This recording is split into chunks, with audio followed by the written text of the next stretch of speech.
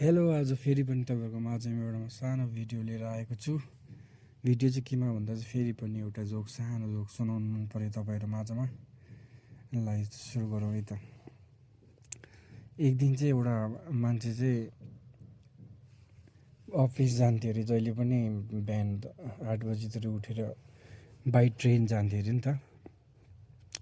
जहिले ट्रेनमा जाने अरे, अलिक हामी जस्तै म जस्तो अल्छे थिएँ अरे नि त। अन्त टोइलेट बाथरुम पनि त्यहाँ नगरिकन उठ्नु बित्तिकै रेडी भएर आउँथ्यो अरे नि त। ट्रेनमा त सबै कुरो हुन्छ। अन्त ट्रेनमै वासरुमहरू हुन्छ, अन्त त्यही फ्रेस भएर आउँथ्यो अरे नि त। एक दिन चाहिँ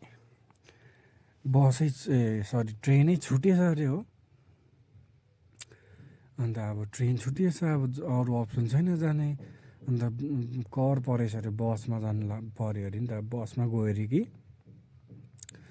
अन्त बसमा गएर रात बिचमा आएर उसलाई पुरा भुँडी दुखेछ अरे हो।